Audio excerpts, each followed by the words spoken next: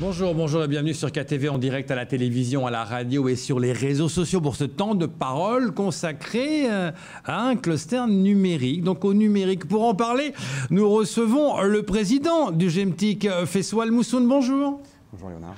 Merci beaucoup d'être là ce matin. Alors, il y a eu les assises qui ont eu lieu au mois d'avril, assises du numérique, dans lesquelles vous parliez déjà de mettre en place un cluster numérique. Eh ben, c'est fait, on y arrive. Expliquez-nous ce que c'est que ce cluster numérique. Alors, un cluster numérique, c'est un cluster d'entreprises avant tout.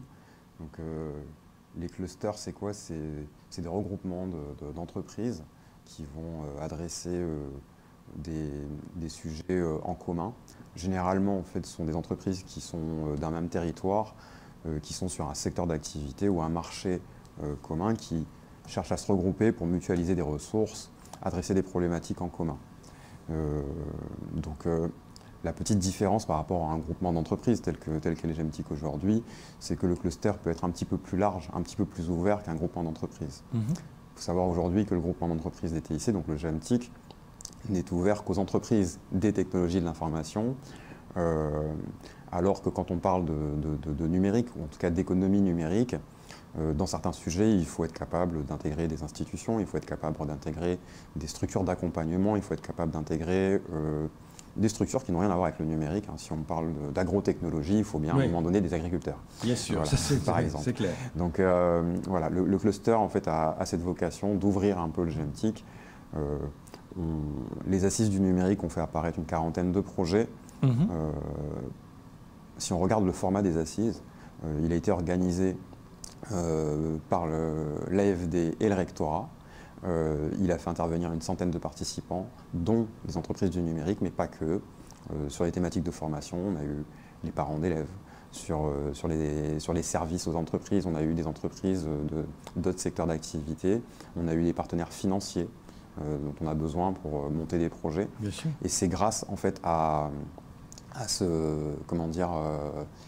ces échanges en fait en dehors de la sphère purement des entreprises et des technologies qu'on a vu émerger des projets, des solutions qui pouvaient être déployés à court terme, parce qu'en fait l'objectif c'était d'identifier des projets en quick win, donc réalisables rapidement, avec de fortes chances de succès. Ah oui, quick win. Quick win. Gagner rapidement. Gagner rapidement, okay. Voilà, c'est ça. Et donc voilà.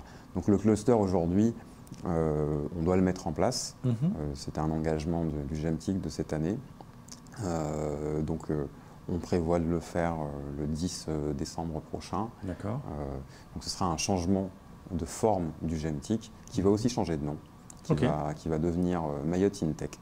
Voilà. Mayotte InTech. Mayotte InTech, donc le cluster de l'économie numérique, du numérique. D'accord. Voilà.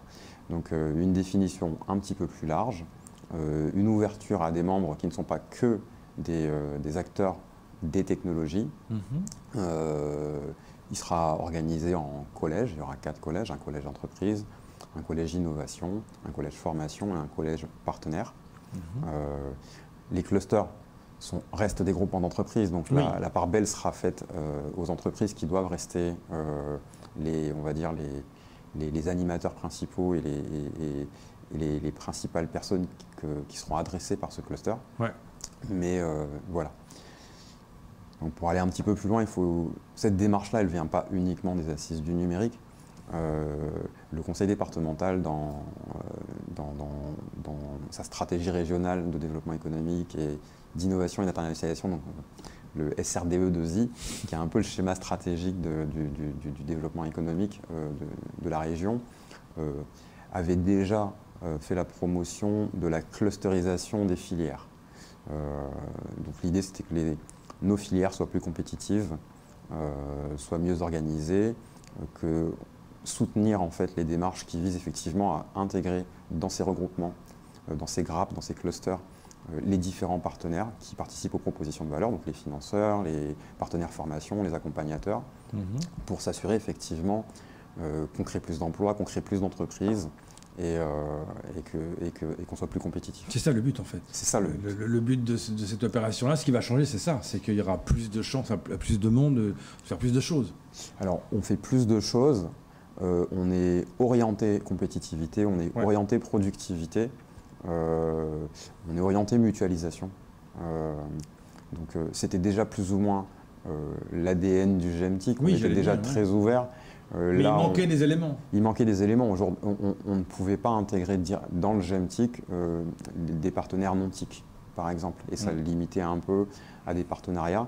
Là, on crée une organisation qui les intègre pleinement à la démarche. Donc, ce seront des co-porteurs de projets. Et c'est ce qui a été identifié aux assises du numérique, c'est-à-dire que quand on veut déployer certains réseaux, par exemple, il faut avoir sur la même table la collectivité qui l'accueille, les opérateurs de téléphonie, probablement certaines fois d'autres opérateurs de réseau, parfois des utilisateurs. En fait, il faut mettre tous les acteurs du projet sur la table, et le but maintenant de ça, c'est qu'il y ait tous les acteurs qui soient présents. Voilà. Et à Mayotte, en fait, on a cette chance d'être sur un petit territoire, les acteurs se connaissent, c'est très facile de se rencontrer. Donc en fait, en catalysant finalement ces rencontres, on va très vite à des solutions. Et donc, ça va être mis en place à partir du 10 décembre. Comment les personnes qui ne sont pas encore dans le GMTIC pourront intégrer tout ça? Alors, ça se fera sous forme d'adhésion. D'accord. Un peu comme c'est déjà le cas aujourd'hui au niveau du GMTIC. Alors très clairement, on a déjà adressé cette intention à toutes les personnes qui avaient participé aux assises du numérique. On a eu l'occasion de faire un peu d'évangélisation, en tout cas de vulgarisation justement autour de ce sujet-là au conseil départemental. On a bénéficié entre-temps de l'appui de la Chambre de commerce qui a fait appel à un consultant spécialisé en création, en accompagnement et en management de clusters. Donc il nous a aidé finalement à sensibiliser nos membres et les futurs partenaires à l'intérêt d'un cluster, expliquer ce que c'était, comment ça devait marcher, quelle serait la finalité du cluster.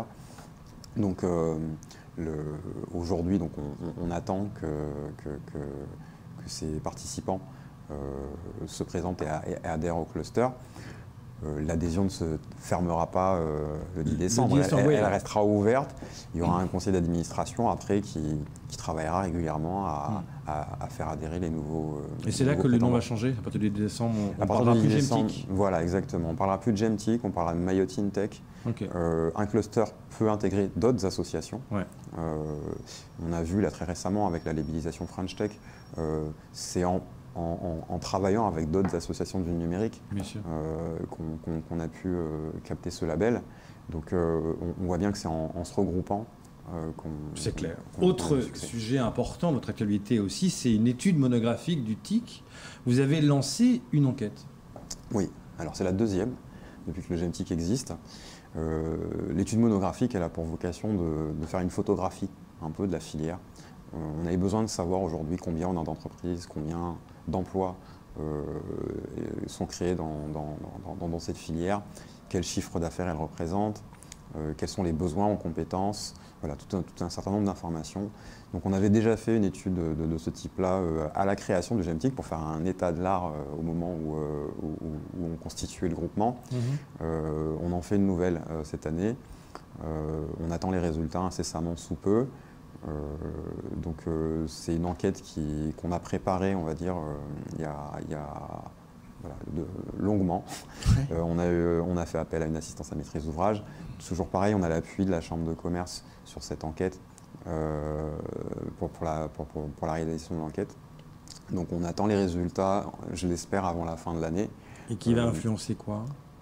Alors pas grand-chose, mais aujourd'hui, en fait, si on ne sait pas évaluer, si on ne sait pas photographier la filière, on ne saura pas évaluer finalement les évolutions. C'est quand même bien de savoir si on a plus d'entreprises aujourd'hui qu'il y en avait avant. Quelle typologie d'entreprise on a. Quand on a créé le GMTIC, il n'y avait pas d'opérateurs de drones, il n'y avait pas spécialement beaucoup d'opérateurs dans l'audiovisuel, il n'y avait pas spécialement beaucoup d'opérateurs donc les métiers ont changé, le type d'entreprise dans le numérique a changé. On a besoin de savoir en fait comment est faite cette filière pour proposer les bonnes solutions. Évidemment. Voilà. Donc ça c'est important. Et pour y répondre, on passe par la page Facebook? Comment on fait? Non, en fait, alors il y a un échantillonnage qui a été fait. D'accord. On est passé par un cabinet de consulting qui est Verso pour mener cette étude. Donc on s'est appuyé sur des bases d'entreprises, des bases de données d'entreprises issues de la Chambre de commerce et ainsi de suite, pour identifier via les codes NAF, les codes APE et ainsi de suite. Le style d'enquête normale. Voilà, style enquête normale. Et il y a eu un mailing qui a été fait. Il y a du phoning, il y a des appels téléphoniques qui sont faits. On a eu quelques difficultés parce que parfois les coordonnées ne sont pas tout à fait à jour. Donc c'est un peu ça là, le gros du travail. Avoir un bon retour en fait sur ces enquêtes. C'est vrai que ça demande du temps d'y répondre, mais j'invite effectivement les personnes qui ont été sondées à prendre le temps de le faire. C'est vraiment important pour avoir une photographie la plus réaliste possible de la filière. Il faut savoir que l'enquête est anonyme, on est là pour agréger des informations. Voilà, collecter des informations. Deux importantes choses à savoir, cette enquête qui a lieu et ce changement de nom qui aura lieu à partir du 10 décembre. Exactement. Mayotte InTech. Mayotte InTech. Mayotte InTech. Et ce groupement important, ce cluster. Merci beaucoup d'être venu ce matin. Merci Léonard. C'est tout pour ce temps de parole. Tout de suite, la suite de vos programmes.